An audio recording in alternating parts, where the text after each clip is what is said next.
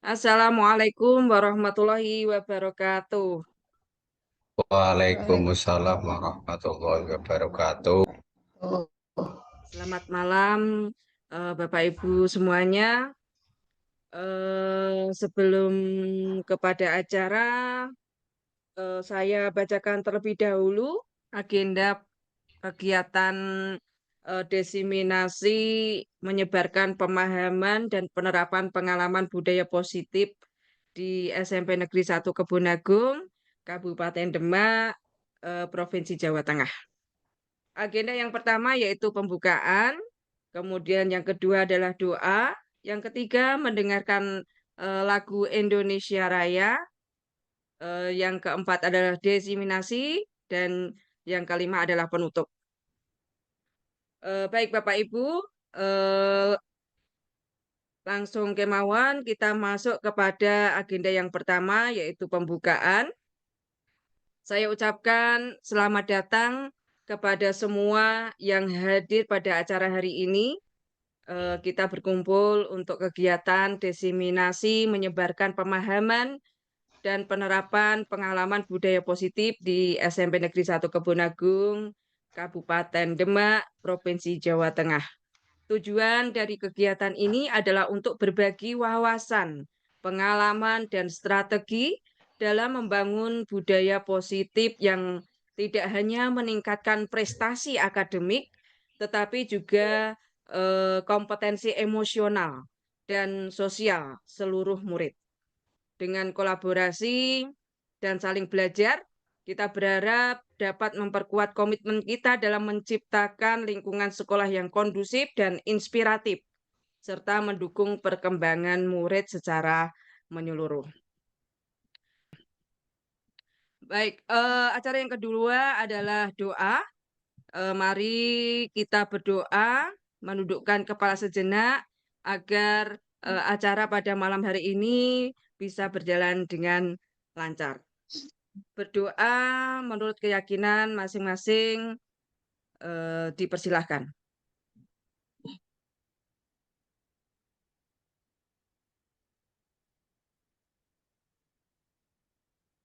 Berdoa selesai. Acara yang ketiga adalah menyanyikan atau mendengarkan lagu Indonesia Raya. Izin untuk share screen terlebih dahulu.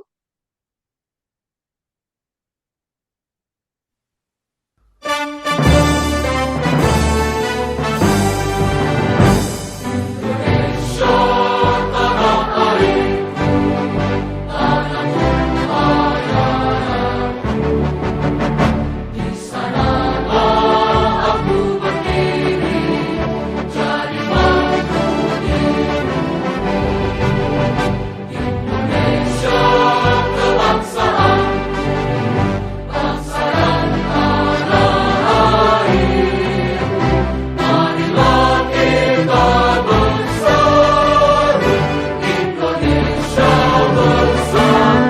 bangsa dan tanah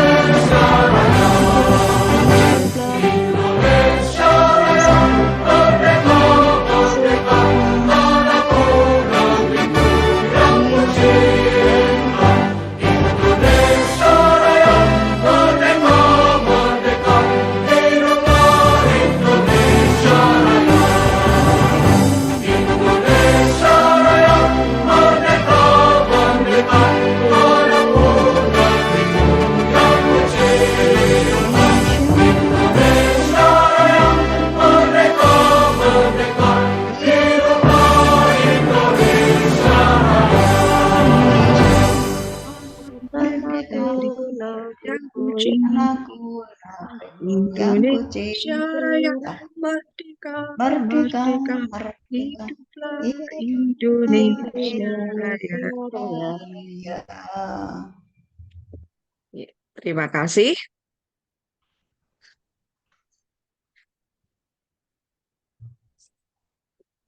Terima kasih Bapak Ibu.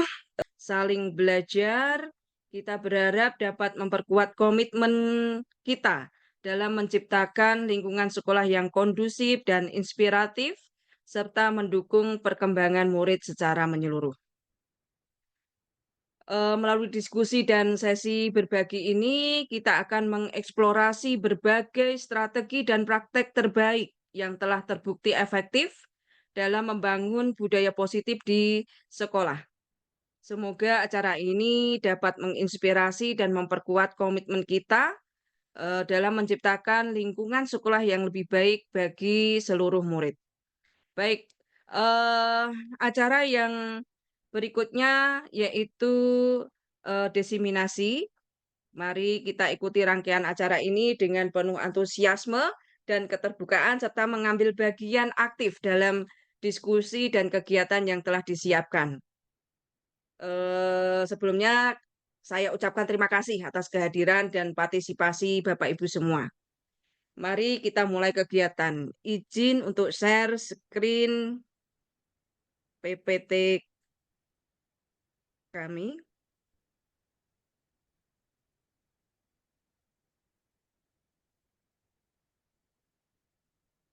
Apakah sudah terlihat Bapak Ibu?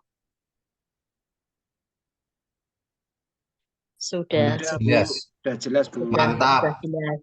Mantap. Semua. Terima kasih. Sudah.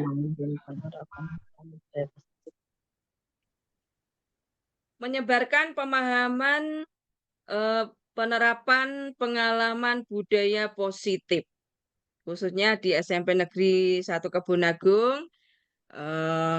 Umumnya kita nanti akan berbagi praktik baik dengan sekolah-sekolah yang lain. Baik, tujuan dari kegiatan pada hari ini, mohon maaf, saya mencari untuk fullkan. Apakah sudah tampil full ini, Bapak Ibu? Sudah. Oke. Baik, tujuan dari kegiatan desiminasi menyebarkan pemahaman dan penerapan pengalaman budaya positif di SMP Negeri 1 Kebonagung adalah yang pertama menyebarkan pemahaman tentang budaya positif. Di sini diharapkan nantinya dapat meningkatkan pengetahuan dan kesadaran kita tentang pentingnya budaya positif dalam lingkungan sekolah. Selain itu, juga dapat meningkatkan pemahaman kita tentang konsep-konsep inti budaya positif, sehingga kita dapat menerapkannya dengan efektif di lingkungan sekolah. Tujuan yang kedua adalah berbagi pengalaman dan praktik terbaik. Di sini membagikan pengalaman dan strategi yang telah berhasil diterapkan di sekolah dalam menciptakan budaya positif, sehingga bisa diadopsi dan diadaptasi oleh pihak lain. Tujuan yang ketiga yaitu meningkatkan kualitas hubungan sehingga mampu mendorong terciptanya hubungan yang lebih baik antara murid, guru, karyawan, dan orang tua melalui penerapan nilai-nilai positif sehingga menciptakan lingkungan yang lebih harmonis dan suportif. Tujuan yang keempat yaitu mendukung implementasi budaya positif agar mampu mendorong seluruh pemangku kepentingan untuk aktif berpartisipasi dalam menerapkan budaya positif di sekolah, serta memberikan panduan praktis tentang bagaimana melakukannya. Yang kelima, menginspirasi perubahan positif, menginspirasi dan memotivasi kita untuk melakukan perubahan positif di sekolah kita dengan mencontoh praktik-praktik yang berhasil di SMP Negeri 1 Kebonagung maupun di sekolah lainnya. Tujuan yang keenam yaitu meningkatkan keterlibatan semua pihak. Di sini melibatkan seluruh komunitas sekolah termasuk murid, guru, karyawan, dan orang tua dalam proses penciptaan dan pemeliharaan budaya positif di sekolah. Dan tujuan yang ketujuh yaitu membangun komitmen bersama. Membangun komitmen bersama di antara semua pihak yang terlibat untuk terus mendukung dan memelihara budaya positif demi keberhasilan pendidikan dan kesejahteraan murid. Budaya positif Dengan demikian, kegiatan diseminasi ini berperan penting, Bapak Ibu, dalam memastikan bahwa informasi dan inovasi yang bermanfaat dapat diakses, dipahami, dan diterapkan lebih luas oleh Bapak Ibu semua, sehingga memberikan dampak positif yang lebih besar, sehingga diharapkan SMP Negeri 1 Kebonagung dapat menjadi contoh yang baik dalam menerapkan budaya positif serta mendorong sekolah-sekolah lain untuk melakukan hal yang sama demi terciptanya lingkungan belajar yang lebih baik dan kondusif. Budaya positif di sekolah membentuk karakter murid, guru, dan visi misi sekolah. Pembentukan karakter murid di sini budaya positif membantu murid mengembangkan nilai-nilai seperti tanggung jawab, rasa hormat, kerjasama, dan kemandirian. Lingkungan yang suportif dan positif mendorong murid untuk berperilaku baik, belajar dengan antusias, dan mencapai potensi penuh mereka. Kemudian untuk guru, pengembangan profesional guru di sini dalam budaya positif, guru merasa dihargai dan didukung, sehingga guru lebih termotivasi untuk terus belajar dan berkembang. Ini dapat menciptakan siklus positif di mana guru mampu memberikan pendidikan berkualitas dan berperan sebagai teladan yang baik bagi murid. Kemudian untuk pencapaian visi misi sekolah dengan budaya positif, visi dan misi sekolah yang berorientasi pada pembentukan karakter dan akademik dapat tercapai lebih efektif. Seluruh komunitas sekolah bekerja secara harmonis menuju tujuan bersama, menciptakan lingkungan yang kondusif untuk belajar dan berkembang. Ya, demikian penerapan budaya positif di sekolah sangat penting untuk membentuk karakter yang baik, meningkatkan kualitas pengajaran, dan mencapai visi misi pendidikan yang diinginkan.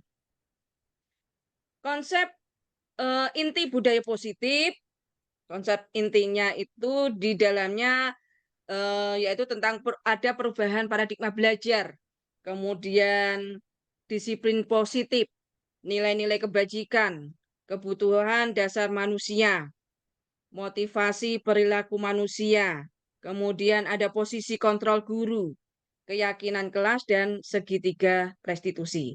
Ya, ini adalah konsep inti dari budaya positif, Bapak Ibu.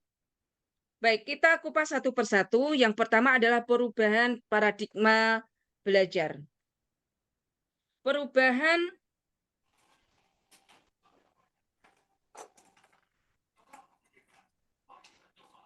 belum berubah ya.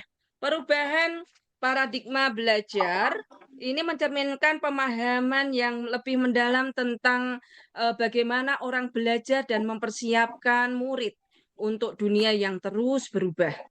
Paradigma baru berupaya menciptakan pembelajaran yang lebih relevan, menarik, dan bermakna, serta membekali murid dengan keterampilan yang mereka butuhkan untuk sukses di masa depan.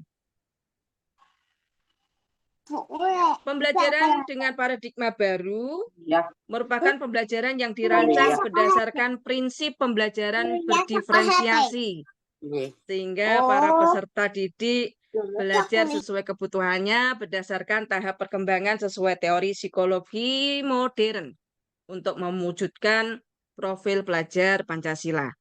Nah, profil pelajar Pancasila diantaranya beriman, bertakwa kepada Tuhan Yang Maha Esa dan berakhlak mulia, berkebinekaan global, bergotong royong, kreatif, bernalar kritis, dan mandiri. Miskonsepsi tentang teori kontrol ini bisa timbul karena pemahaman yang kurang atau penafsiran yang salah terhadap konsep-konsep yang terkait. Nah, gambar ini adalah beberapa miskonsepsi umum tentang teori kontrol, jadi Bapak Ibu, bahwa guru itu mengontrol murid, bisa mengontrol murid, bahwa semua penguatan positif itu efektif dan bermanfaat. Kritik dan membuat rasa bersalah mampu menguatkan karakter. Ilusi bahwa orang dewasa berhak memaksa. Nah, Ini adalah miskonsepsi umum tentang teori kontrol. Nah, miskonsepsi ini tadi dapat mengaburkan pemahaman yang lebih dalam tentang bagaimana kontrol beroperasi dalam kehidupan sehari-hari. Memperbaiki miskonsepsi ini melibatkan pembelajaran yang lebih baik tentang konsep-konsep dasar teori kontrol, serta aplikasi yang kontekstual dan beragam untuk memahami peran kontrol dalam perilaku manusia. Selanjutnya adalah perubahan paradigma stimulus respon kepada pendekatan teori kontrol. Sebagaimana dijelaskan oleh Stephen R. Covey, melibatkan beberapa langkah kunci yang membantu seseorang untuk beralih dari reaksi otomatis terhadap rangsangan atau stimulus menuju pendekatan yang lebih proaktif dan bertanggung jawab atau menggunakan teori kontrol. Nah, di sini stimulus respon realita kebutuhan kita itu sama. Tapi menurut teori kontrol, realita kebutuhan itu kita berbeda. Semua orang melihat hal yang sama. Teori kontrol, semua orang memiliki gambaran yang berbeda.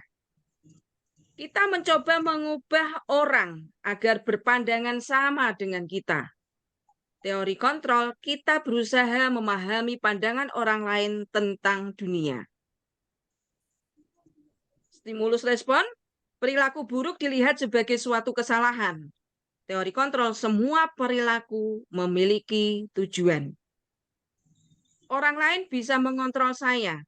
Teori kontrol, hanya Anda yang bisa mengontrol diri Anda.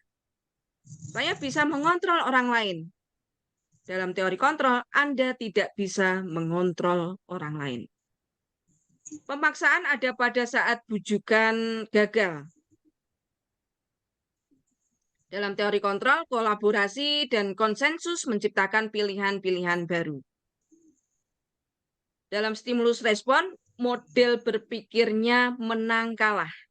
Dalam teori kontrol, model berpikirnya menang-menang. Ya. Dengan mengadopsi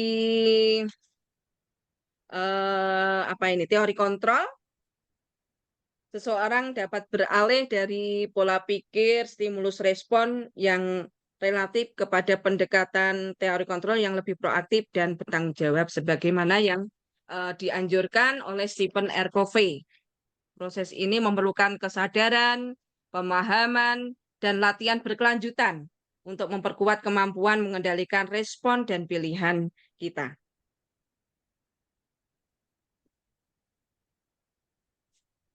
Baik, belum berganti slide-nya, Bapak Ibu. Sebentar, kayaknya sinyal saya bermasalah. Ya.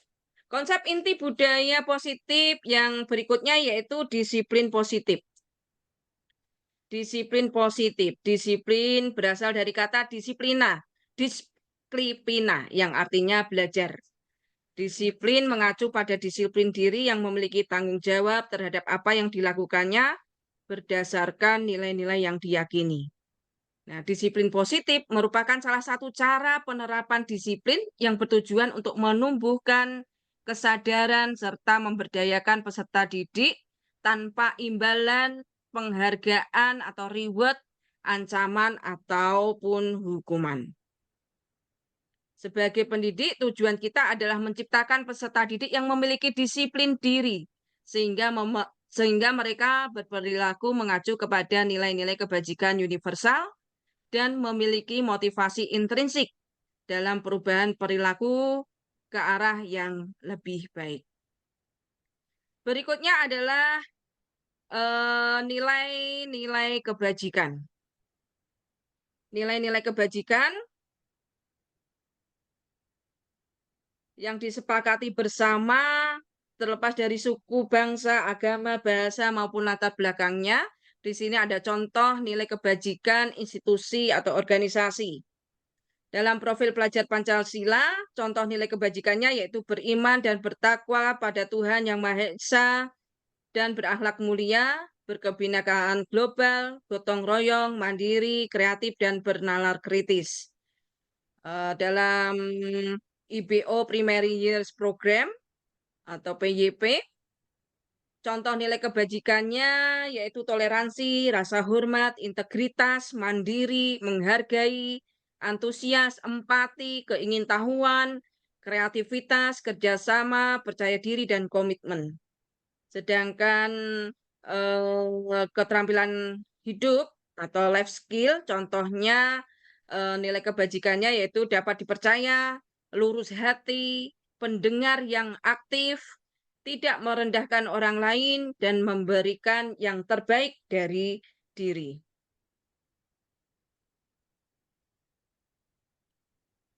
Selanjutnya, konsep inti budaya positif kebutuhan dasar manusia. Kebutuhan dasar manusia adalah segala sesuatu yang kita lakukan untuk mendapatkan apa yang kita inginkan. Seluruh tindakan yang kita lakukan memiliki tujuan tertentu, dan semua usaha terbaik yang kita lakukan adalah dalam rangka agar kebutuhan dasar kita terpenuhi dengan baik. Nah, di sini ada 5 kebutuhan dasar manusia. Yang pertama adalah bertahan hidup, yang kedua kasih sayang dan rasa diterima, penguasaan, kebebasan, dan kesenangan.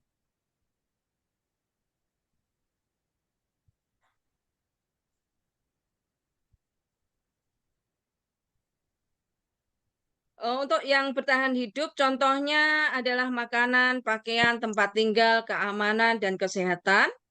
Contoh kebutuhan manusia, kasih sayang dan rasa diterima, antara lain rasa diterima, dipedulikan, berbagi, bekerja sama, menjadi bagian dalam kelompok. Kebutuhan manusia penguasaan, contohnya di sini adalah harga diri, keinginan untuk dianggap, memimpin, berprestasi, diakui, dan didengar. Kebutuhan manusia yang keempat adalah kebebasan. Contohnya mandiri, memiliki pilihan, mencoba hal baru, mampu mengendalikan arah dirinya. Dan yang kelima, kesenangan. Contohnya bermain, humor, antusiasme, tertawa. Itu adalah contoh kebutuhan manusia kesenangan. Baik, selanjutnya adalah konsep inti budaya positif, yaitu motivasi perilaku manusia.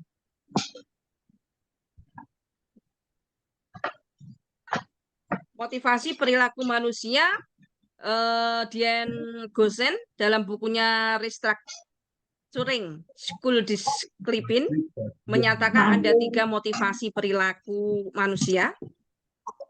Yang pertama adalah untuk menghindari ketidaknyamanan atau hukuman. Ini adalah tingkat terendah dari motivasi perilaku manusia. Biasanya orang yang motivasi perilakunya untuk menghindari hukuman atau ketidaknyamanan akan bertanya, apa yang akan terjadi apabila saya tidak melakukannya? Sebenarnya mereka sedang menghindari permasalahan yang mungkin muncul dan berpengaruh pada mereka secara fisik, psikologis, maupun tidak terpenuhinya kebutuhan mereka bila mereka tidak melakukan tindakan tersebut. Motivasi ini bersifat eksternal. Motivasi perilaku manusia yang kedua yaitu untuk mendapatkan imbalan atau penghargaan dari orang lain. Satu tingkat di atas motivasi yang pertama tadi, Bapak Ibu. Di sini orang berperilaku untuk mendapatkan imbalan atau penghargaan dari orang lain. Orang dengan motivasi ini akan bertanya, apa yang akan saya dapatkan apabila saya melakukannya? Mereka melakukan sebuah tindakan untuk mendapatkan pujian dari orang lain yang menurut mereka penting dan mereka letakkan dalam dunia berkualitas mereka. Mereka juga melakukan sesuatu untuk mendapatkan hadiah, pengakuan, atau imbalan.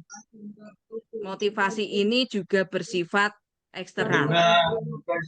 Dan motivasi perilaku yang ketiga yaitu untuk menjadi orang yang mereka inginkan dan menghargai diri sendiri dengan nilai-nilai yang mereka percaya. Orang dengan motivasi ini akan bertanya, akan menjadi orang seperti apa bila saya melakukannya. Nah, mereka melakukan sesuatu karena nilai-nilai yang mereka yakini dan hargai. Dan mereka melakukannya karena mereka ingin menjadi orang yang melakukan nilai-nilai yang mereka yakini tersebut. Ini adalah motivasi yang akan membuat seseorang memiliki disiplin positif. Karena motivasi berperilakunya itu bersifat internal, bukan eksternal. Nah, tujuan dari disiplin positif adalah menanamkan motivasi yang ketiga ini, Bapak Ibu, pada murid-murid kita, yaitu untuk menjadi orang yang mereka inginkan dan menghargai diri sendiri dengan nilai-nilai yang mereka percaya. Ketika murid-murid kita memiliki motivasi tersebut, mereka telah memiliki motivasi intrinsik yang berdampak jangka panjang. Motivasi yang tidak akan terpengaruh pada adanya hukuman atau hadiah. Mereka akan tetap berperilaku baik dan berlandaskan nilai-nilai kebajikan karena mereka ingin menjadi orang yang menjunjung tinggi nilai-nilai yang mereka hargai. Nah, pertanyaannya sekarang adalah bagaimana cara kita sebagai guru untuk menanamkan disiplin positif yang positif kepada murid-murid kita. Baik. Ada yang bocor deh niki. Sinten nggih, bukus. Napa sinten? Baik. Hukuman, konsekuensi, dan restitusi. Dalam menjalankan peraturan ataupun keyakinan kelas sekolah, bila mana ada suatu pelanggaran, tentunya sesuatu harus terjadi. Untuk itu, kita perlu meninjau ulang tindakan penegakan peraturan atau keyakinan kelas atau sekolah selama ini. Tindakan terhadap suatu pelanggaran pada umumnya berbentuk hukuman atau konsekuensi. Nah, dalam kegiatan ini akan diperkenalkan program disiplin positif yang dinamakan restitusi. Nah, sebelum kita membahas lebih dalam tentang penerapan restitusi, kita perlu mengetahui perbedaan antara hukuman, konsekuensi, dan restitusi. Hukuman itu tidak terencana atau tiba-tiba. Kemudian murid tidak tahu apa yang akan terjadi atau tidak dilibatkan. Bersifat satu arah dan berupa hukuman fisik atau psikis. Konsekuensi di sini terencana atau disepakati sesuai peraturan. Murid tetap dibuat tidak nyaman. Konsekuensi di sini murid tetap dibuat tidak nyaman. Sikap guru selalu memonitor murid. Kemudian restitusi, di sini proses menciptakan kondisi bagi murid untuk memperbaiki kesalahan. Di sini juga terdapat proses kolaboratif yang mengajarkan murid untuk mencari sendiri solusinya. Baik, selanjutnya konsep inti budaya positif posisi kontrol guru. Di sini ada 5 posisi kontrol guru, Bapak Ibu. Mungkin Bapak Ibu nanti bisa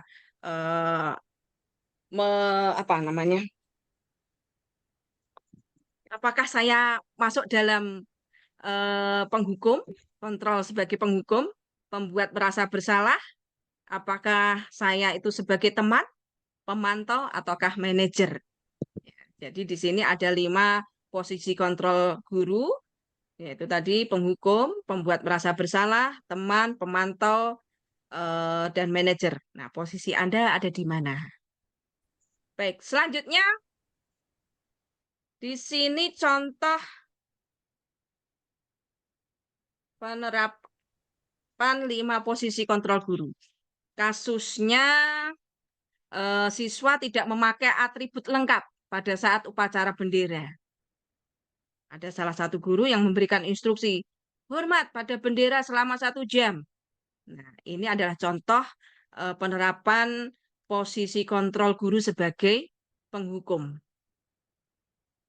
Selanjutnya, contoh penerapan posisi kontrol guru. Mohon Pental. maaf, sinyal saya ini, Pak. Baik, saya lanjutkan. Eh, ada contoh lagi, guru menyampaikan kekecewaannya dengan adanya siswa tidak memakai atribut lengkap pada saat upacara. Guru tersebut mengungkapkan Maaf, kekecewaannya. Berapa lanjut. kali ibu harus Slide-nya memberitahu kamu? belum tampak, Bunda. Slide. Oh, slide-nya belum tampak ya, maaf.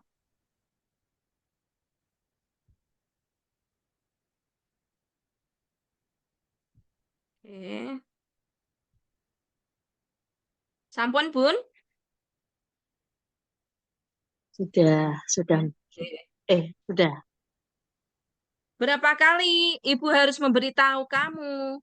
Kamu selalu saja mengecewakan ibu. Di sini posisi kontrol kita adalah sebagai pembuat merasa bersalah. Selanjutnya, contoh lagi penerapan posisi kontrol guru. Ayo dong, ikuti aturan sekolah. Tolong bantu ibu ya, sekali ini. Ya sudah, tidak apa-apa. Lain kali jangan sampai berbuat seperti ini lagi ya. Ini posisi kontrol guru sebagai teman. Kemudian ada lagi, kamu sudah melanggar peraturan sekolah. Kamu tahu konsekuensinya. Setelah upacara, kamu beli atributnya ke koperasi dan jangan diulangi lagi. Nah, di sini posisi kontrol guru adalah sebagai pemantau. Contoh lagi di sini penerapan posisi kontrol guru sebagai manajer. Nah, apabila Bapak Ibu sebagai manajer, maka pertanyaan kepada murid seperti ini. Apakah kamu tahu kesalahanmu? Kira-kira bagaimana kamu memperbaiki kesalahanmu? Ini adalah contoh penerapan posisi kontrol guru sebagai manajer. Baik, Bapak Ibu, kita latihan bersama. Nanti saya tampilkan slide, ada kalimat. Nanti Bapak Ibu boleh raise hand, posisi kontrol apakah itu? Apakah sudah siap Bapak Ibu? Halo? Siap. Oke. Baik. Dereng.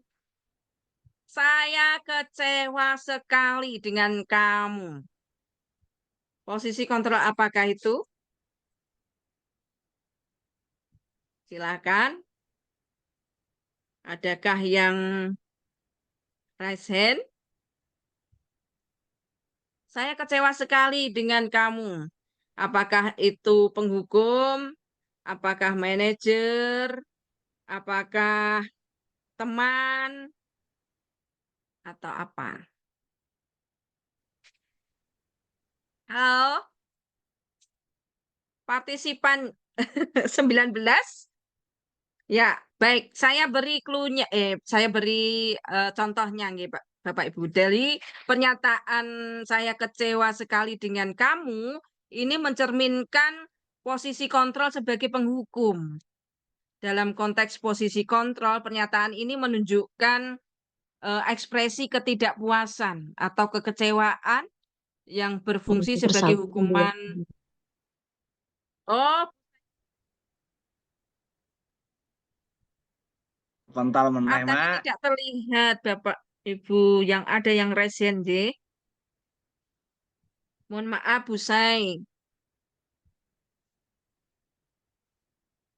Di sini, oh ya. Mungkin Bu Sai akan menyampaikan. Terima kasih, J. Bu Wiranti. Kedengaran tidak, Bu, suara saya? Sangat jelas, Bu. Mungkin sinyal Kalau saya, Bu, ini yang sudah kurang kedengaran, Bu. bagus. Iya, terdengar Oh, bagus ini sekali. ini terdengar nggih. Oke. Nih, Kak izin menjawab. Di sini nih. saya kecewa sekali dengan kamu. Ini posisinya posisi sebagai itu Bu, apa? Teman. Oh teman. Alasannya bagaimana, Oke. Bu? Alasannya kan kalau saya lihat ini dari nada bicaranya kan saya kecewa sekali dengan kamu itu kan sepertinya kayak apa itu ya? Memelas, tapi memelasnya itu rendah, suaranya rendah, sehingga kayak sama ini, apa, ini posisi oh bukan deh, bukan teman, posisi merasa pembuat bersalah. Oh, nggih, nggih, nggih. Posisi pembuat merasa bersalah. Oke. Jadi Oke. saya kecewa sekali dengan kamu itu dari kayak nada bicaranya, kemudian eee, dempel-dempel gitulah, pasti ini lembut ini. Nggih. Gitu Bu Wir. Nggih, terima kasih Bu Sai. Nggih, betul sekali. Jadi ini juga eh posisinya sebagai bisa sebagai penghukum juga, Bu.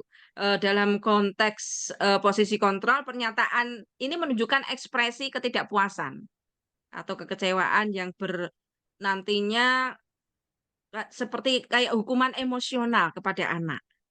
Nah, karena penghukum ini menggunakan perasaan negatif seperti kekecewaan, kemarahan, atau ketidakpuasan untuk mengendalikan atau mempengaruhi perilaku orang lain. Nah, ini seringkali bertujuan untuk memang tadi itu benar membuat orang tersebut merasa bersalah. Nah, ini hukumannya kayak penghukum apa ya? Secara emosional, nggih. Secara apa itu? Nggih, hukuman emosional. Karena merasa bersalah atau malu agar mereka mengubah perilaku mereka. Terima kasih Bu Sai. Betul sekali. Selanjutnya, mohon maaf karena saya sering terpental ini tadi. Kamu tidak pernah benar melakukannya. Posisi kontrol apakah ini? Kalau penghukum sepakat betul. Kamu tidak pernah Sepakat Bu Wir, karena melakukannya. itu kan Heeh. nadanya dia kan Sepakat marah terhadap sepakat. siswa, Bu. Hmm. Oh iya, siap. Terima kasih Pak Dedi dan Bu Sai.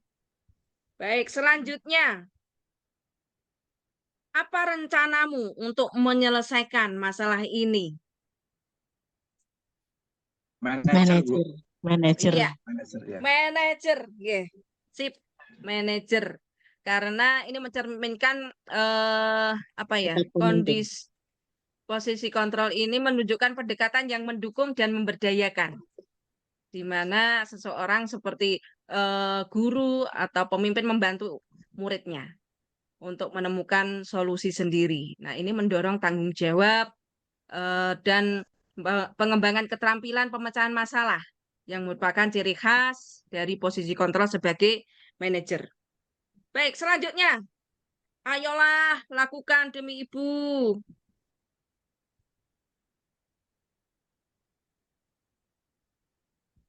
Posisi Posisi kontrol apakah, teman. Bu? Teman, Oke. Ya, posisi terima teman. kasih, teman. Terima kasih, Bu Nita, Bu Sai. Sepakat. Selanjutnya, kamu tidak pernah mendapat nilai jika tidak mengerjakan tugas. Apa penghukum? Posisi penghukum. Pemimpin. Oke. Ya, karena ini ada ini tidak Kamu pernah tidak pernah mendapat melakukan nilai. Nah, itu nggih. Dihukum Apabila aja tidak itu mengerjakan. seperti itu, Bu. hukum dengan nilai. Untuk nilai. Oke, terima kasih Dirancam Pak itu, Bu. Makmun. Baik, Bapak Ibu, terima kasih atas pas responnya. Baik, selanjutnya adalah keyakinan kelas Bapak Ibu. Keyakinan kelas, mengapa keyakinan kelas tidak mengapa bukan peraturan? Mungkin ada yang bisa menyampaikan.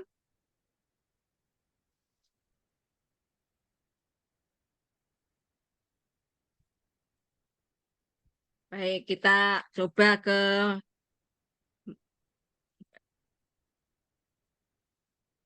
Internetnya, Masya Allah.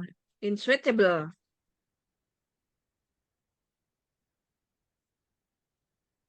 Baik, ke materi berikutnya, pembentukan keyakinan kelas Bapak Ibu. Di sini nanti saya akan berbagi praktik baik tentang pembentukan keyakinan kelas dan sudah saya upload di dalam PMM dan alhamdulillah mendapat sertifikat Bapak Ibu. Jadi pembentukan keyakinan kelas di sini bersifat abstrak, kemudian keyakinan kelas ini berupa pernyataan-pernyataan universal. Pernyataan keyakinan kelas senantiasa dibuat dalam bentuk positif. Selain itu, keyakinan kelas hendaknya tidak terlalu banyak, sehingga mudah diingat dan dipahami oleh semua warga kelas. Keyakinan kelas sebaiknya sesuatu yang dapat diterapkan di Suaranya hilang, Bu lingkungan. Wir. Dalam? Apakah terdengar? Sudah. Jelas, Bu Wir. Jelas Alhamdulillah sekali. ya Allah. Baik, saya akan berbagi praktik baik terkait tentang praktik keyakinan kelas, Bapak Ibu. Di sini saya stop share dulu.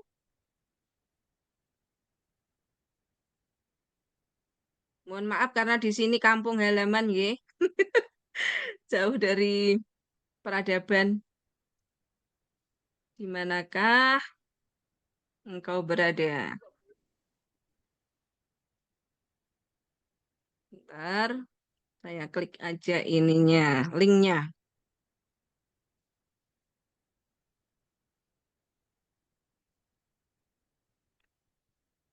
Apakah terlihat Bapak Ibu?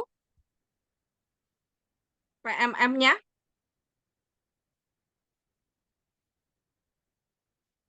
Halo?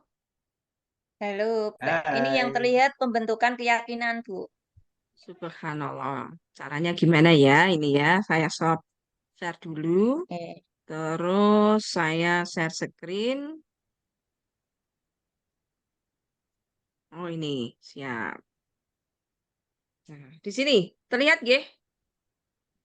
terlihat. Terlihat, Oke. Wir. Di sini saya berbagi di dalam PMM tentang disiplin positif, Bapak Ibu.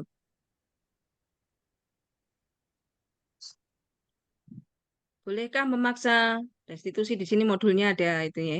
5 posisi kontrol, hukuman versus konsekuensi versus restitusi. Nah, di sini aksi nyata saya.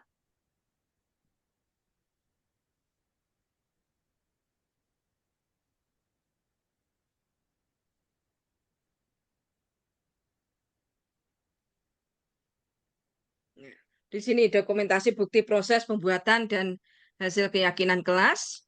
Yang pertama adalah membuat keyakinan kelas bersama murid. Ya. Nah, di sini saya menggunakan ada memanfaatkan internet Bapak Ibu. Anak-anak saya eh, perkenankan untuk membuka contoh-contoh keyakinan kelas dulu, kemudian memilih kira-kira keyakinan kelas apa yang cocok di kelasnya.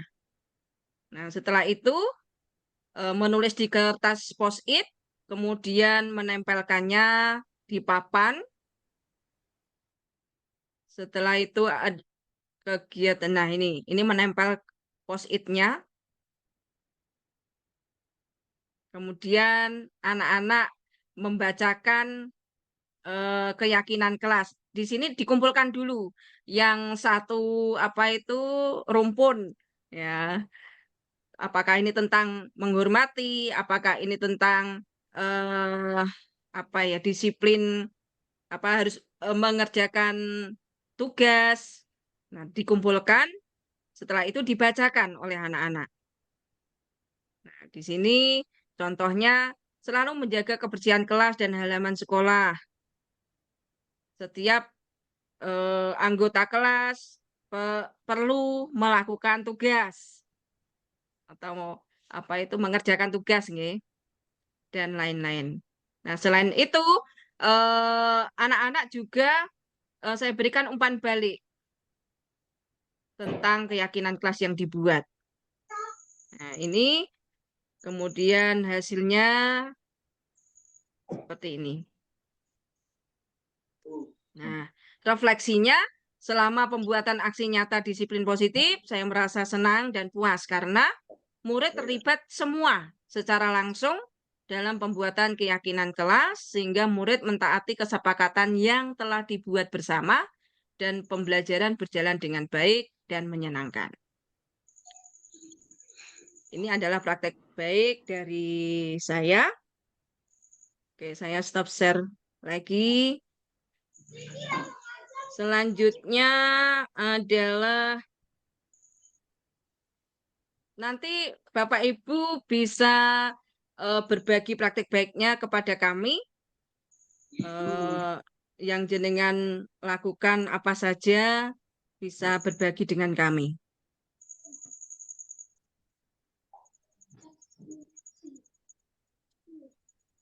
Heng Bapak Ibu, sebentar.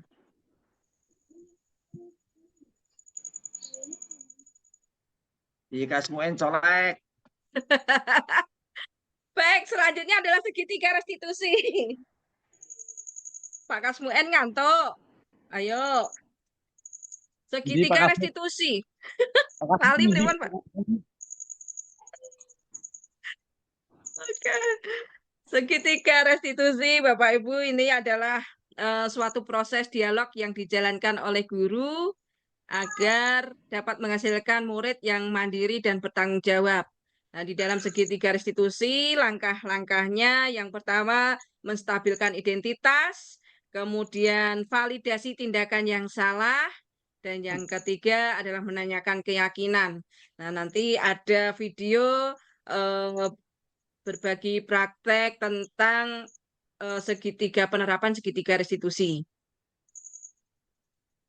Nah, berdasarkan prinsip membuat kesalahan adalah bagian dari proses pembelajaran. Contohnya, guru menyampaikan berbuat salah itu wajar. Tidak ada manusia yang sempurna. Ibu bapak juga pernah melakukan itu. Ibu bapak tidak mau mencari siapa yang salah, tapi ibu ingin mencari solusi dari permasalahan ini. Kamu berhak kok merasa begitu. Ini adalah contoh menstabilkan identitas, Bapak Ibu. Selanjutnya adalah memvalidasi tindakan yang salah. Berdasarkan prinsip, setiap perilaku berupaya memenuhi suatu kebutuhan tertentu. Contoh kalimatnya, kamu pasti punya alasan mengapa melakukan hal itu. Padahal kamu bisa melakukan yang lebih buruk dari ini ya. Kamu patut bangga karena telah melindungi sesuatu yang penting buatmu. Kamu melakukannya karena mempertahankan sesuatu yang penting bagimu. Nah, ini adalah contoh-contoh kalimat dalam validasi tindakan yang salah. Contohnya anak membuang sampah. Nah, itu apakah menurut kamu itu bagaimana keyakinan kelas yang selama ini? Anak itu salah Bu, tindakan saya, gitu. Tindakan saya salah. Seharusnya membuang sampah pada tempatnya. Nah, kenapa kamu tidak membuang tempat pada tempatnya? Alasan kamu apa? Karena di dalam ruangan tidak ada tempat sampah, Bu. Contohnya seperti itu. Kemudian sebagai guru ini, oh, Ibu paham mengapa kamu membuang sampah di dalam ruangan, karena di dalam ruangan tidak ada tempat sampah. Nah, menurut kamu itu melanggar kesepakatan yang kita buat apa tidak? Oh iya, Bu. Kalau melanggar keyakinan apa? Ini sudah validasi tindakan yang salah. Nah, selanjutnya adalah menanyakan keyakinan. Nah, setelah memvalidasi, menanyakan keyakinan. Yang kamu lakukan tadi, apakah sesuai dengan kesepakatan yang kita buat? Anak akan menjawab, oh tidak sesuai, Bu. Nah, ini sudah masuk dalam menanyakan keyakinan. Nah, di sini ada video contoh saya mempraktekkan di mana ya?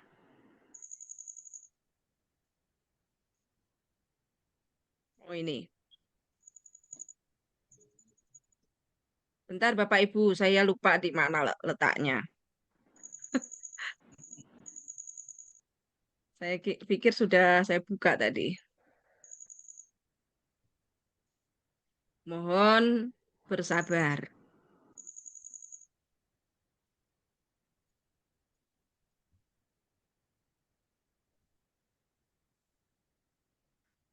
Baik, linknya saya klik dulu aja.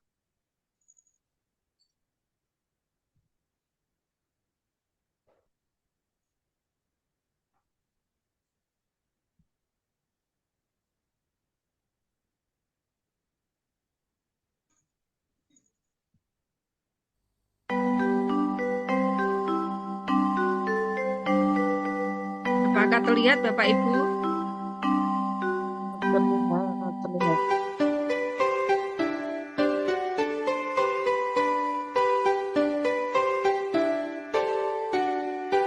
Ini kasus yang pertama, siswa terlambat masuk ke ruangan lab TIK. Di sini ada siswi yang terlambat masuk dan guru langsung mempersilahkan duduk. Setelah pembelajaran selesai, anak tersebut diminta untuk menemui guru setelah pembelajaran setelah jam istirahat. Selanjutnya di sini kasus yang kedua, tadi yang saya ceritakan, ada seorang guru menemukan siswi yang membuang sampah di bawah. Kemudian guru meminta siswi tersebut untuk membuang di tempat sampah dan kembali ke tempatnya. Setelah itu diminta ketika istirahat menemui guru. Nah, di sini penanganan kasus yang pertama, siswa terlambat masuk ke ruang lab.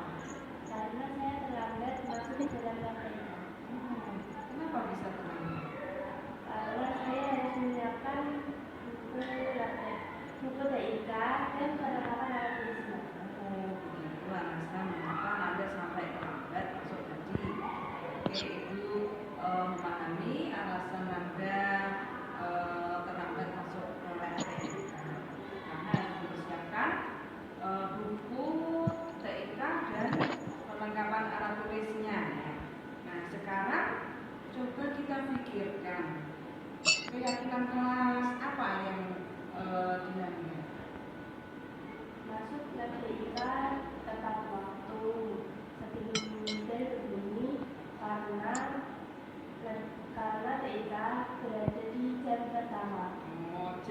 Karena pembelajaran TIK ada di jam pertama, kan Anda harus sebelum bel berbunyi harus sudah ada di lab TIK. Oh ya. Menurut kamu keyakinan kelas tadi penting apa tidak? Penting. Nah, kalau begitu, keyakinan apa yang harus kamu lakukan supaya tidak terlambat? Harus menyiapkan buku TIK dan perlengkapan alat tulis sebelum bel berbunyi. Kamu bersedia memperbaiki masalah ini? Iya. Oke, iya tepat sekali tindakan kamu. Anda tetap semangat. Sekarang silakan kembali.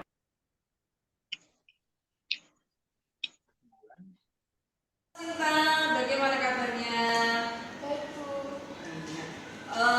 Kira-kira Sinta tahu nggak mengapa Bu Wiranti memanggil Sinta ke sini? Tahu, Bu. Kenapa? Karena saya tadi membuang sampah sembarangan. Begitu. Kenapa kok membuang sampah sembarangan? Karena dalam rumah tidak ada tempat sampah. Oh begitu alasan mengapa Sinta sampai membuang tisu tadi ya di bawah kursi.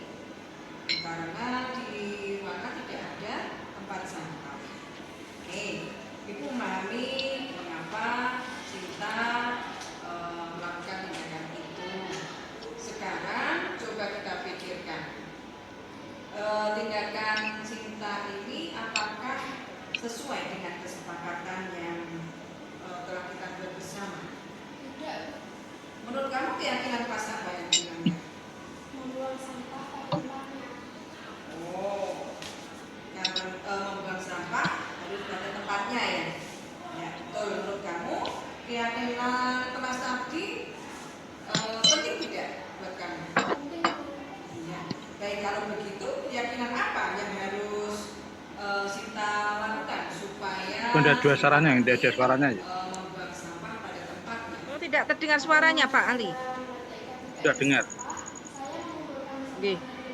Intinya di sini penanganannya ada 3 langkah, yaitu menstabilkan identitas, validasi tindakan yang salah, dan menanyakan keyakinan, gitu, Bapak Ibu. Mungkin nanti kita bisa langsung berbagi praktek baik tentang penerapan budaya positif, boleh itu keyakinan kelas ataupun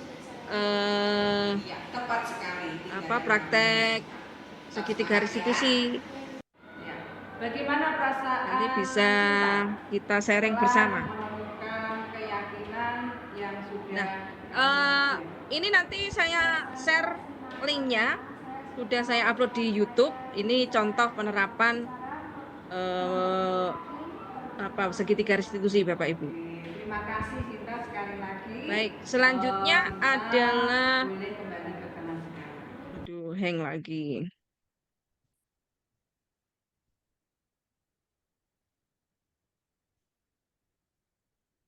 Mohon bersabar.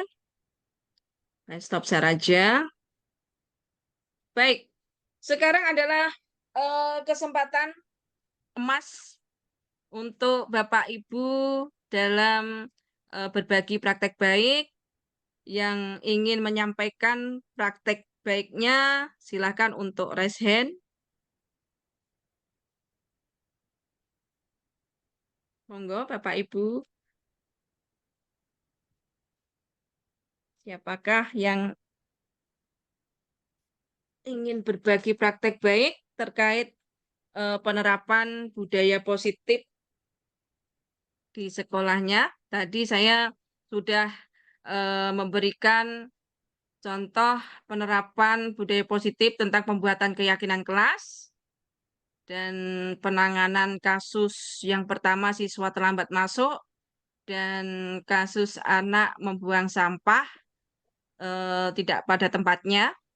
Nah, ini sekedar sharing Bapak Ibu. Ada teman kami yang ada di Australia, itu ada studi banding kayaknya ya di sana.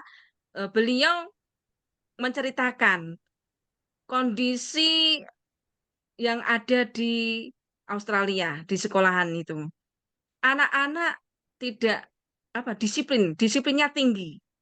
Ketika ada siswa yang terlambat, ya guru hanya menanyakan keyakinan kelasnya. Terus apa yang intinya anak menemukan solusi sendiri dari kesalahan yang anak lakukan. Nah, hanya seperti itu penerapan budaya positifnya berhasil, Bapak Ibu. Mungkin dengan rasa sayang kita, ya memang anak yang seperti itu, sering melakukan kesalahan yang berulang-ulang kali. Nah, kita kalau menerapkan budaya positif, insya Allah kalau dengan sabar, insya Allah anak-anak kita akan meniru kita dengan kesabaran kita, kemudian nilai-nilai kebajikan akan muncul dengan sendirinya. Motivasi intrinsiknya akan muncul. Monggo, Bapak Ibu yang ingin berbagi praktek baik, ini adalah momen terpenting dari desiminasi kita pada malam hari ini.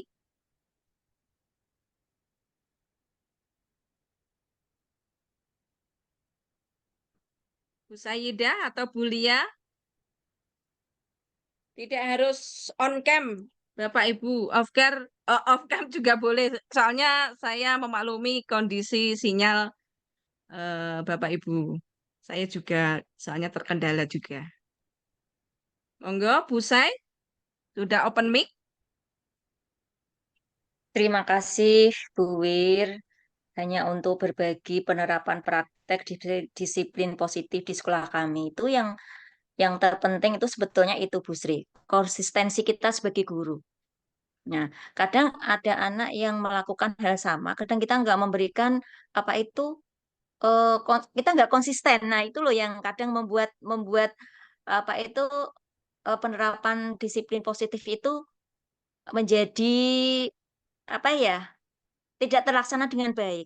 Jadi eh, konsistensi kita sebagai guru itu sangat diperlukan sekali dalam penerapan eh, ini segitiga restitusi penerapan disiplin positif. Dan guru itu juga harus menjadi contoh karena sekarang banyak sekali ini ya. Bapak Ibu guru tuh yang datang sekolah itu nggak pakai sepatu, pakai sandal. Nah, padahal siswa itu kan kalau pakai sandal itu kan nggak boleh. Nah, kita itu sebagai guru, sebagai pionir juga harus menjadi contoh yang baik untuk siswa agar mereka juga menirukan apa yang kita lakukan. Nah, itu. Oke. Oke. Gitu Bu Wir. Terima Nggih, kasih. terima kasih. Nggih, terima kasih Bu Saidah. Konsistensi ya. Konsistensi kita sebagai guru itu nanti akan menentukan penerapan budaya positif sekolah itu nanti akan berhasil atau tidak. Ya, terima kasih. Baik, selanjutnya ada yang raise hand, Bu Lia. Monggo Bu Lia. Kami persilahkan. Nggih, Bu Wir, terima kasih Bu Wir waktunya. Mohon Oke. maaf ini saya off cam nggih Bu Wir. Oke, siap. Nggih, sedikit berbagi saja Bu Wir tentang disiplin positif yang ada di sekolah kami ini Bu Wir. Oke. Senada dengan yang disampaikan Bu Saidah, memang dibutuhkan apa ya, selain konsistensi, saya pikir satu lagi yang dibutuhkan adalah komitmen bersama, Bu. Jadi Oke. yang terjadi di sekolah kami ketika kami menerapkan disiplin positif, itu kalau tidak ada komitmen bersama sesama guru, rasanya juga disiplin positif itu menjadi hal yang mustahil begitu. Sebagai contoh misalnya seperti ini. Saya menerapkan disiplin positif ke anak, tetapi ada beberapa guru atau mungkin guru-guru yang lain itu tidak menerapkan. Akhirnya apa yang saya sampaikan, apa yang saya jadikan pembiasaan untuk jadi disiplin positif itu menjadi mubadir rasanya. Jadi berbagi saja kalau di tempat kami selain konsistensi juga komitmen. Maka untuk pembuatan disiplin positif kalau di sekolah kami itu sebelum disampaikan kami mengadakan sosialisasi, Bu. Jadi kita sosialisasikan dulu apa itu disiplin positif, kemudian membuat komitmen bersama. Berarti antara semua guru sudah sepakat senada bahwa SMP 3 guru-gurunya menjadi role model untuk melakukan semuanya ikut berperan serta dalam disiplin positif. Demikian Bu Wir, terima Keren. kasih. Ya, terima kasih. Wow, keren sekali Bu Lia. Jadi selain konsistensi, kita juga dituntut untuk komitmen ya terhadap budaya positif yang ada melalui sosialisasi terlebih dahulu. Sosialisasi apa itu budaya positif kepada teman rekan-rekan sejawat, kepada anak-anak mungkin juga perlu, nggih. Sehingga muncul komitmen bersama guru sebagai role model itu adalah ujung tombak dari keberhasilan penerapan budaya positif di sekolah kita. Baik, Bapak Ibu, adakah yang ingin berbagi praktek baik lagi? Ataukah ya saya tunggu dulu, mungkin ada yang ingin berbagi praktek baik terkait penerapan budaya positif di sekolah ataupun di kelas.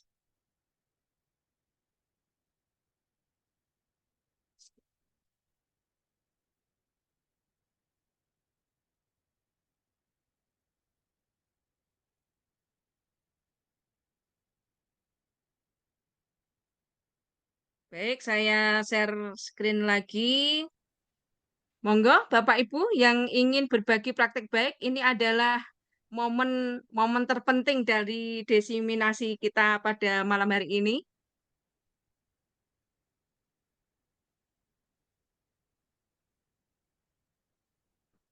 Bu Sayyidah atau Bu Lia, tidak harus on cam, Bapak Ibu. Off cam juga boleh. Soalnya saya memaklumi kondisi sinyal Bapak Ibu. Saya juga soalnya terkendala juga. Monggo, Bu Sai, sudah open mic? Terima kasih, Bu Wir, hanya untuk berbagi penerapan praktek disiplin positif di sekolah kami. Itu yang terpenting itu sebetulnya itu, Bu Sri, konsistensi kita sebagai guru. Nah, kadang ada anak yang melakukan hal sama, kadang kita nggak memberikan apa itu, kita nggak konsisten. Nah, itu loh yang kadang membuat membuat apa itu penerapan disiplin positif itu menjadi apa ya, tidak terlaksana dengan baik. Jadi eh, konsistensi kita sebagai guru itu sangat diperlukan sekali dalam penerapan eh, ini segitiga restitusi, penerapan disiplin positif. Dan guru itu juga harus menjadi contoh karena sekarang banyak sekali ini ya, Bapak Ibu guru tuh yang datang sekolah itu nggak pakai sepatu, pakai sandal.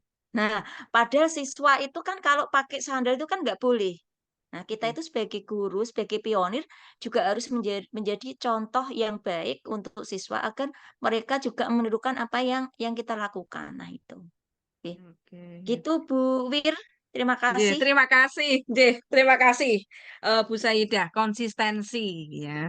Konsistensi kita sebagai guru itu nanti akan menentukan penerapan budaya positif sekolah itu nanti akan berhasil atau tidak. Ya, terima kasih.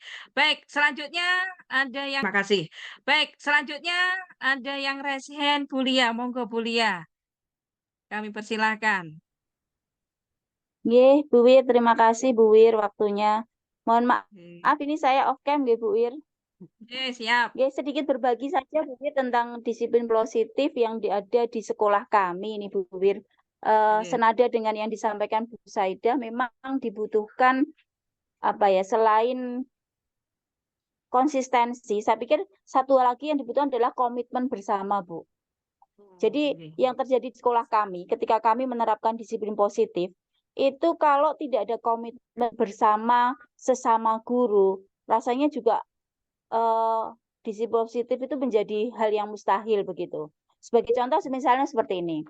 Saya menerapkan disiplin positif ke anak, tetapi ada beberapa guru atau mungkin guru-guru yang lain itu tidak menerapkan. Akhirnya apa yang saya sampaikan, apa yang saya jadikan pembiasaan untuk jadi disiplin positif itu menjadi mubadir rasanya.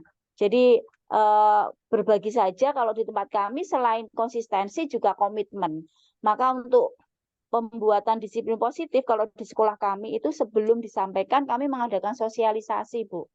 Jadi kita sosialisasikan dulu apa itu disiplin positif, kemudian membuat komitmen bersama. Berarti antara semua guru sudah sepakat senada bahwa SMP 3 guru-gurunya menjadi role model untuk melakukan semuanya ikut berperan serta dalam disiplin positif. Demikian Bu Wir, terima Keren. kasih. Ya, terima kasih. Wow, keren sekali Bu Lia. Jadi selain konsistensi, kita juga dituntut untuk komitmen ya terhadap budaya positif yang ada melalui sosialisasi terlebih dahulu. Sosialisasi apa itu budaya positif kepada teman rekan-rekan sejawat, kepada anak-anak mungkin juga perlu, nggih. Sehingga muncul komitmen bersama guru sebagai role model itu adalah ujung tombak dari keberhasilan penerapan budaya positif di sekolah kita. Baik, Bapak Ibu, adakah yang ingin berbagi praktek baik lagi? Terima kasih. Mungkin ada yang berpendapat lain. Bu Indri kayaknya open mic ini mau ngobrol. Eh, iya, terima kasih Bu Wir atas kesempatannya. Ya, sekedar berbagi aja untuk kesepakatan kelas. Ini maaf, saya tidak on cam, nggih. Ya, ya. Brutal. Ada si kecil ini nanti Nggih. malah ikutan nimbrung malah. Iya, iya.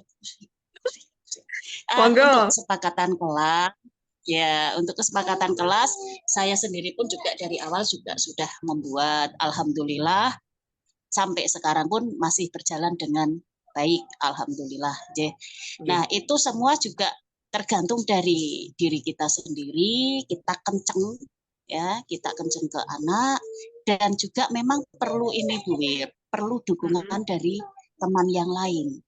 Jadi Oke. gini, kalau sementara teman yang lain kendor, nanti anak bingung gitu loh. Ya, Jadi betul, betul. mungkin pokoknya perlu ada kesepakatan dari kita, dari pihak guru gitu loh.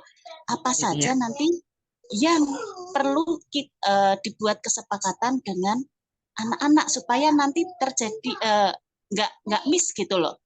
Jadi satu arah gitu. Betul. Satu tujuan, satu arah sama. Mungkin dengan bahasa, dengan kalimat yang lain, tetapi tujuannya adalah ini, gitu, sama. Jadi nggak satu sisi kendor, satu sisi kenceng. Nanti anak jadi ikut kendor. Nah, itu saya di awal itu memang agak kenceng supaya membiasakan. Jadi saya bertahap. Pertama sosialisasi dulu, kemudian mencoba dulu seperti apa, kemudian saya lakukan.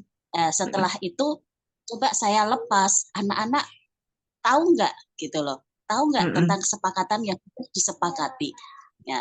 Terus setelah itu saya berlakukan apa kemarin kesepakatannya, dan itu memang di awal saya buat kesepakatan gini, ini kalian sepakat atau tidak, siapa yang tidak sepakat tolong tunjuk jari, di mana letak, nanti kita akan rubah, di mana letak ketidaksetujuan kalian, perlu dirubah yang seperti apa, nanti menurut kalian yang baik itu yang bagaimana, saya buat Ditinjau seperti ulang, nggih. Itu ditinjau ya. ulang kembali. Nggih.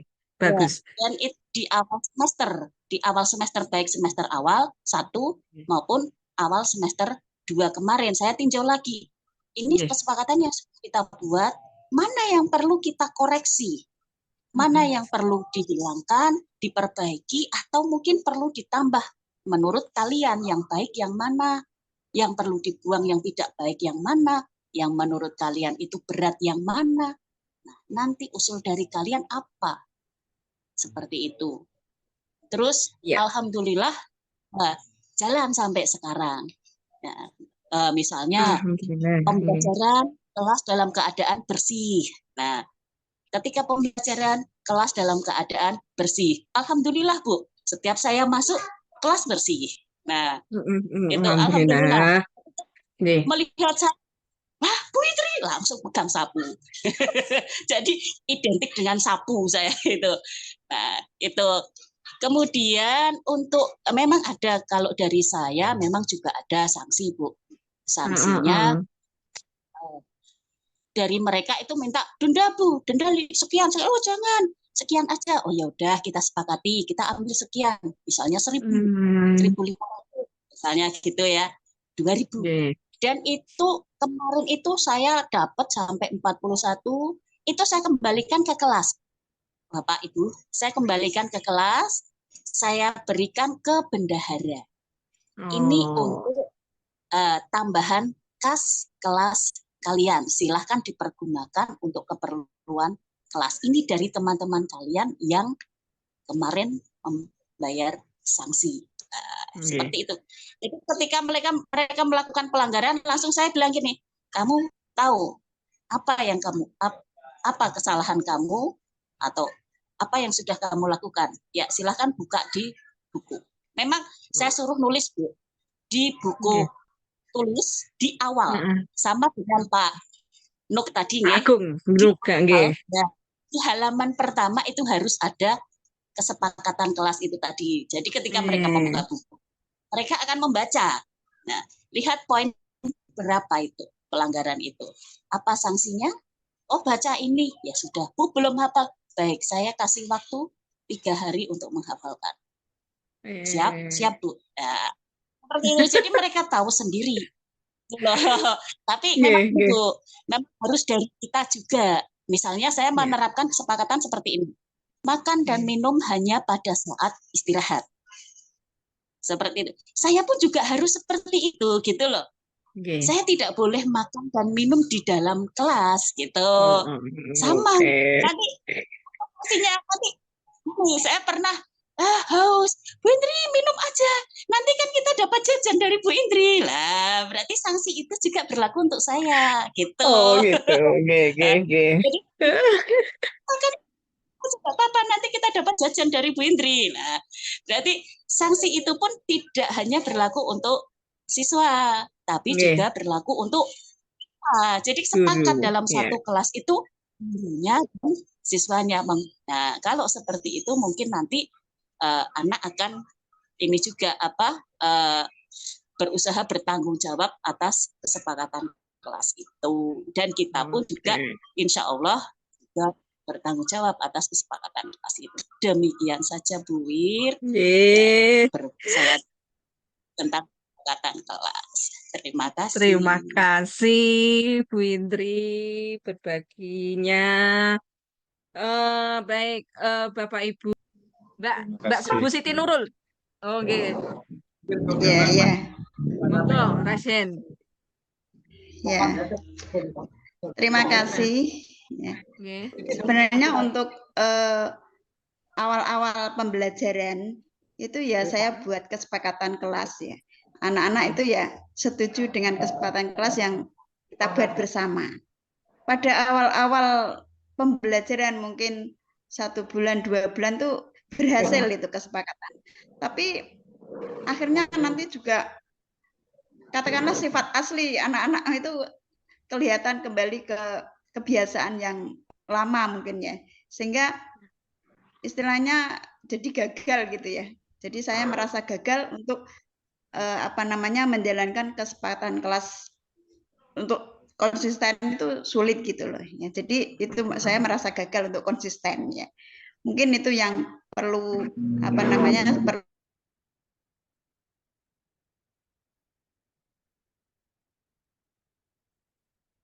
Suaranya hilang.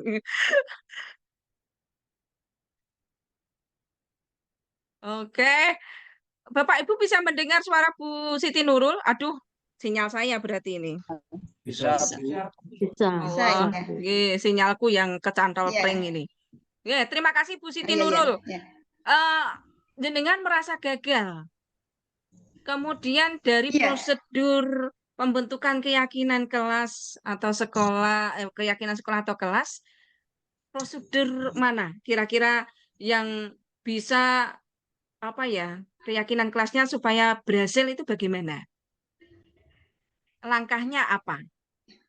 Setelah Yaitu jenengan tahu prosedurnya pembentukan keyakinan kelas tadi. ya konsistensinya mungkin kurang konsisten itu mungkin. Jadi misalnya kalau melanggar kesepakatan itu kan harusnya konsekuensinya itu harus dijalankan. Itu kadang ini mau dijalankan itu ada rasa tidak tega, kadang seperti itu. Itu mungkin yang menjadi kegagalan ya. Mungkin saya memang agak seperti itu. Sebenarnya kalau keteladanan saya berusaha sih untuk memberikan keteladanan, misalnya datang lebih awal katakanlah, atau mungkin tentang membuang sampah tuh ya saya coba katakanlah 5 menit sebelum pembelajaran setelah Asmaul Husna itu dulu awal-awal juga saya terapkan, terus anak-anak juga mau. Tapi lama-lama saya suruh begitu anak-anak sudah bosan. Jadi kalau yuk 5 menit mengambil sampah itu anak-anak sudah nggak bisa jalan lagi seperti awal-awal itu loh. Nah itu kemudian untuk menjalankan karena melanggar kesepakatan itu, untuk memberikan konsekuensinya tuh memang kadang saya kurang tega, kadang mungkin itu ya kelemahan saya seperti itu. Mungkin itu ya. Oke. Terima kasih. Izin bertanya lagi Bu Siti Nurul. Iya. Dari keyakinan kelas, apakah Bu Siti Nurul sudah menerapkan praktek segitiga restitusi atau akan mencoba akan mempraktekannya dari anak yang melanggar keyakinan kelas, kemudian kita melakukan tahapan restitusi, contohnya tadi menstabilkan identitas dulu, kemudian kita soal memahami kenapa dia tidak mengikuti keyakinan kelas. Oh, itu kenapa? Oke, saya paham. Nah, menurut kamu tindakan kamu itu sesuai enggak dengan keyakinan kelas yang kita buat atau kesepakatan kelas yang kita buat bersama. Jadi ada tiga langkah restitusi, yaitu menstabilkan identitas, kemudian validasi tindakan yang salah. Jadi anak menyadari, oh iya tindakanku ternyata salah, tidak sesuai dengan kesepakatan kelas. Kemudian kalau tidak sesuai, terus apa yang harus saya lakukan? Nah, anak itu menemukan sendiri solusinya. Itu adalah praktek segitiga restitusi. Mungkin Bu Siti Nurul bisa mencoba dulu menerapkan praktek segitiga restitusi. Contoh-contohnya banyak Bapak Ibu. Di internet juga banyak bagaimana menerapkannya. Kemudian nanti bisa jenengan praktekkan mungkin. Ini ada Bu Siti Nurul dulu. Bagaimana Bu Siti Nurul? Ini ada yang rasain lagi Pak Dedi. Sebentar Pak Dedi. Iya, mungkin begini ya, misalnya ada anak yang melanggar, halo? Nggih. Ya, misalnya ada anak yang melanggar konsekuensi kesepakatan. Kemudian katakanlah saya panggil, kemudian saya tanyai gitu. Kemudian juga saya catat di buku jurnal catatan itu. Kemudian anak itu tanda tangan. Ya oke lah, mungkin beberapa itu baik gitu loh. Tapi nanti akhirnya juga kembali lagi gitu loh. Anak-anak itu ya mungkin semakin kesini tuh semakin semakin banyak pelanggaran terhadap kesepakatan gitu loh. Jadi akhirnya yaitu tadi seperti gagal gitu loh. Nggih. Baik, kita dengarkan dulu dari Pak Dedi nggih, Bu Siti Nurul. Monggo Pak Dedi. Ya, terima kasih ya. Terima kasih Bu Wir atas waktu yang diberikan oleh saya. Ini sekedar sebentar Bu, sekedar saya. Ini kan terkait dengan kesepakatan kelas. Ini yang membuat kesepakatan kelas kan guru mapel Bu. Jadi di awal pembelajaran itu guru mapel membuat kesepakatan kelas tentang pelanggaran siswaku. Jadi guru mapel itu membuat kesepakatan kelas. Menurut saya itu satu belah pihak Bu, bukan kedua belah pihak antara guru dan murid. Gitu. Jadi guru memberikan sanksi ke siswa berupa kesalahan siswa misalnya tidak mengerjakan tugas. Itu dia menerapkan sistem denda kepada siswa. Padahal di awal beberapa siswa itu tidak setuju, Bu. Tidak setuju karena itu dendanya sangat memberatkan. Entah itu nanti dendanya dibuat apa saya kurang tahu. Yang jelas beberapa siswa dan orang tua itu tidak setuju kalau ada sistem denda seperti itu gara-gara siswa tidak mengerjakan tugas. Ya, jadi kesepakatan kelas itu antar guru mapel dengan siswa itu menurut saya hanya satu belah pihak dan menurut saya juga siswa merasa dirugikan. Oh ya. Yang kedua masalah komitmen Ibu, komitmen guru waktu mengajar Ibu. Jadi ada beberapa siswa itu ngecurhat ke saya Bu mengenai waktu jam pertama masuk itu Asmaul Husna. Jadi ada beberapa guru itu sudah dimulai bel masuk pembacaan Asmaul Husna. Ada beberapa guru yang mungkin sering gitu ya sering terlambat dan itu anak curhat Bu. Anak terutama kan saya mulai kelas 8G. Itu ada curhat, Pak setiap jam ini kok mesti telat terus Pak. Setelah Asmaul Husna selesai, doa selesai baru gurunya datang dan itu diulangi secara terus-menerus. Dan anak tuh komplain ke saya Bu. Nah, tapi saya sudah konfirmasi ke gurunya ya jawabannya itu saja. Itu kan komitmen kita sebagai guru karena itu kan juga termasuk kedisiplinan, disiplin positif juga. Iya, betul sekali. Monggo silakan ditanggapi. Saya rasa itu yang bisa saya sampaikan. Oke, terima kasih Pak Dedi. Komitmen bersama. Nah, apakah sudah ada komitmen bersama guru? Itu sudah ada atau belum?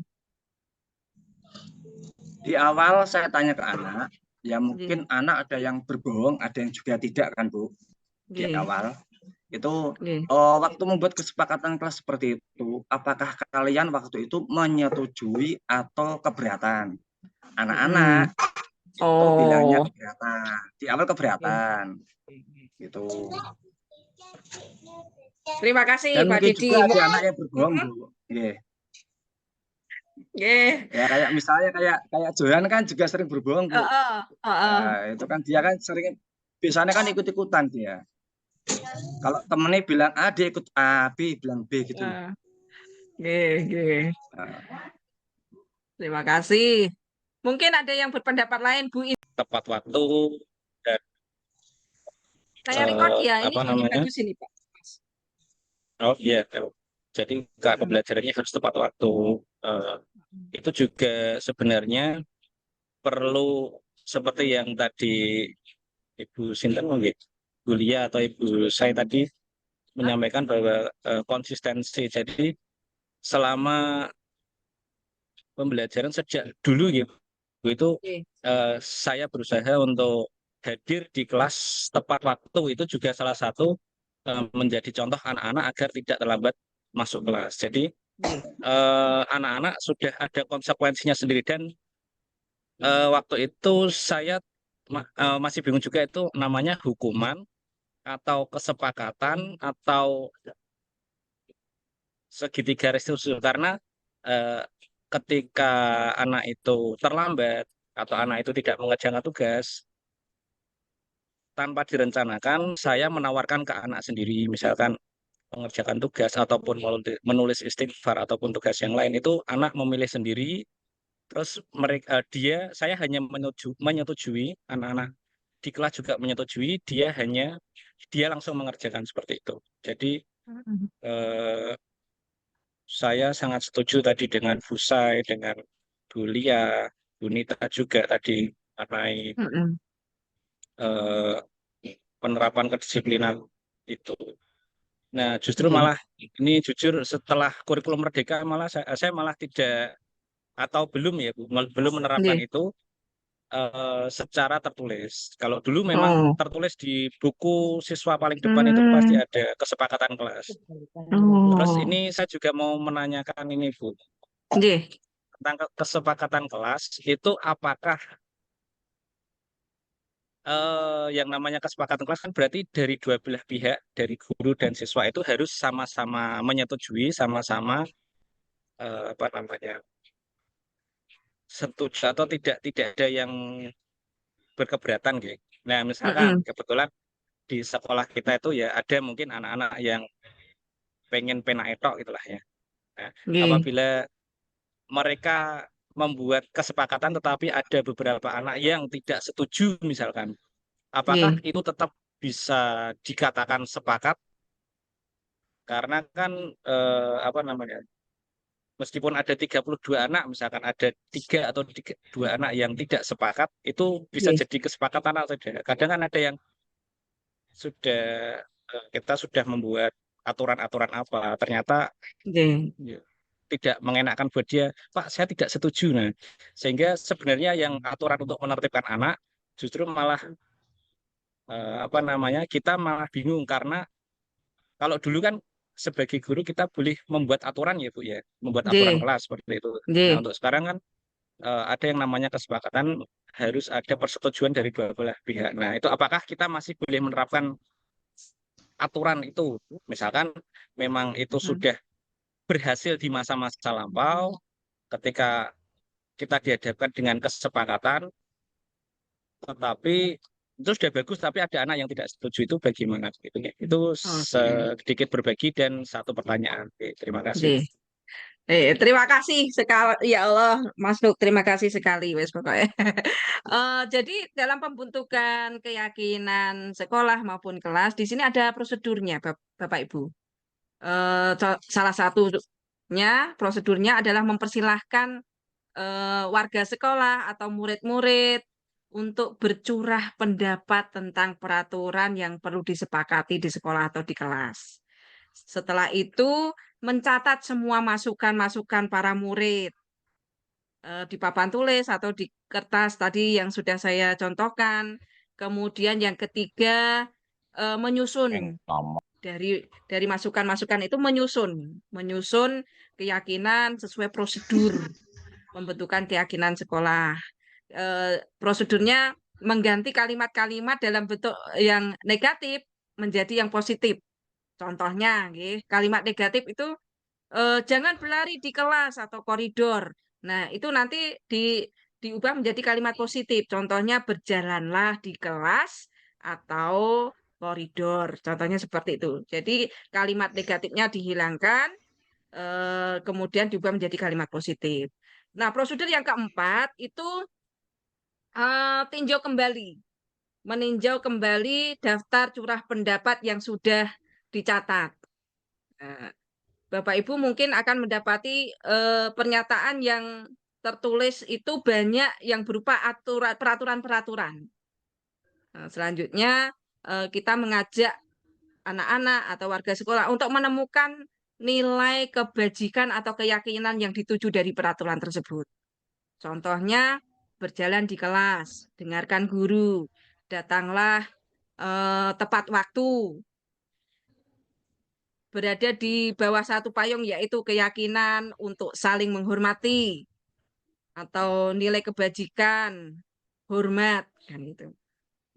Keyakinan ini yang nantinya dimasukkan dalam daftar untuk disepakati.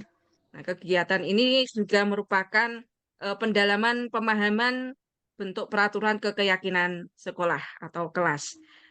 Prosedur yang kelima itu tinjau ulang keyakinan sekolah atau kelas secara bersama-sama. Seharusnya setelah beberapa peraturan sudah disatukan menjadi beberapa keyakinan, maka jumlah butir pernyataan keyakinan ini akan berkurang. Nah, sebaiknya keyakinan kelas tadi tidak terlalu banyak. Itu sepakat dengan Bu Nita tadi.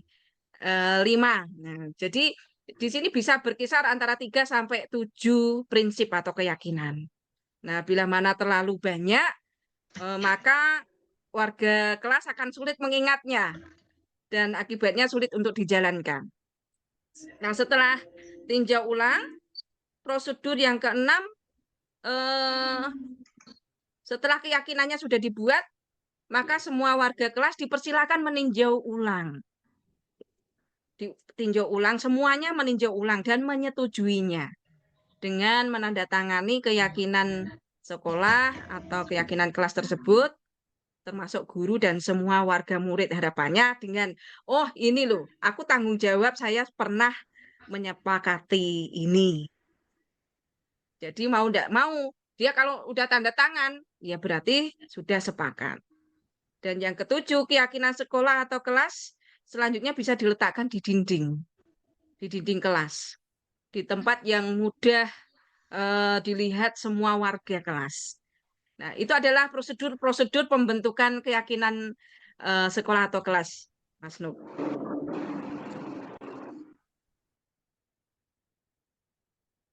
Ya, budaya positif sudah, berbagi ruang praktik sudah. Baik, Bapak Ibu, waktunya dilanjutkan ya, refleksi. Refleksi, silakan nanti Bapak Ibu mengisi di link yang sudah saya bagikan nanti di chat.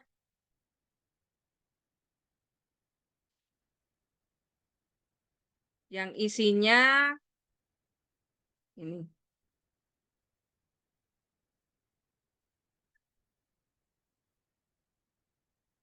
Bagaimana perasaan pemahaman Anda tentang budaya positif telah berubah setelah mengikuti diseminasi ini? Pemahaman panjenengan bagaimana tentang budaya positif? Kemudian bagaimana Anda berencana untuk menerapkan konsep-konsep budaya positif dalam lingkungan kerja atau sekolah? Apakah ada perubahan dalam sikap atau pendekatan Bapak Ibu terhadap disiplin setelah mengikuti diseminasi ini? Apa tantangan terbesar yang Bapak Ibu antisipasi dalam menerapkan budaya positif di lingkungan Bapak Ibu?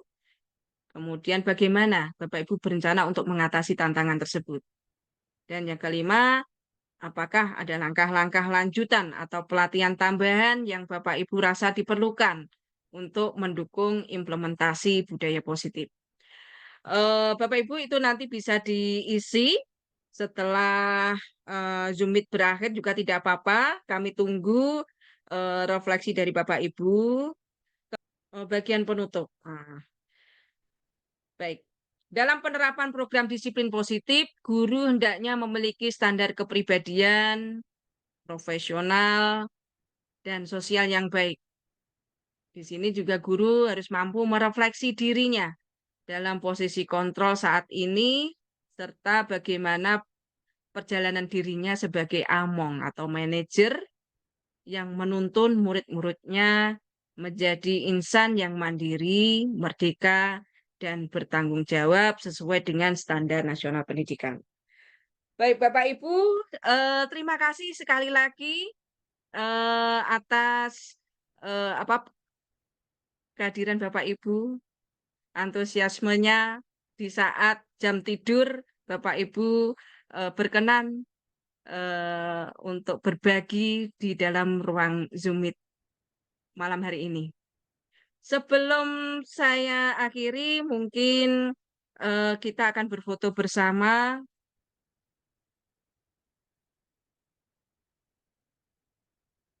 Oke, bisa dinyalakan kameranya, Pak Dedi. Terima kasih, Pak belum Dedi. dicolek ya Kasmuen.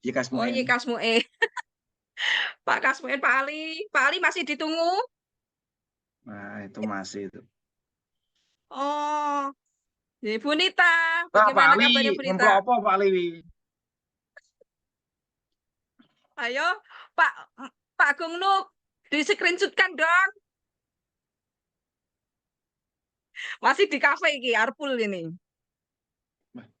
Pak Agung yang ngemplok apa Pak Agung? Nyambi-nyambi Pak Dedi. Siap. Nyambi. Masuk. Terima kasih nggih, Bapak Ibu. Screenshotkan Mas Nuk nggih. Oh, siap. Sebentar, Bu, sebentar. Nggih. Ya.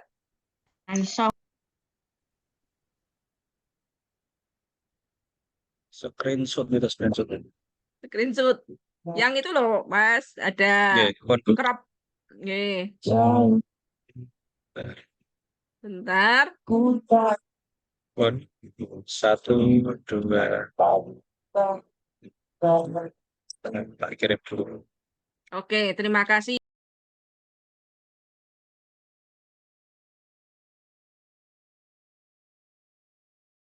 Mengambil benang merah dari praktek baik bersama kita ini, bahwa konsistensi dan komitmen bersama, baik itu guru maupun murid, itu sangat menentukan budaya positif itu berhasil diterapkan atau tidak. Oke. Baik, Bapak Ibu, terima kasih sekali lagi. Mohon maaf apabila telah mengganggu istirahat Bapak Ibu.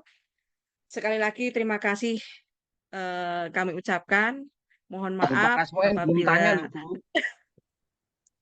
Pak Kasu terkendala sinyal, Pak. Tadi itu mencolot terus.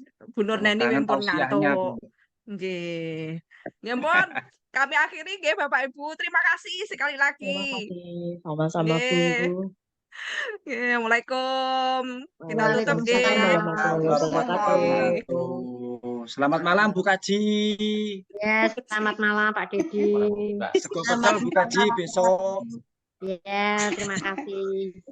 Ais, terima kasih Bu Rita. Selamat istirahat Bu Kaji. Semuanya terima kasih.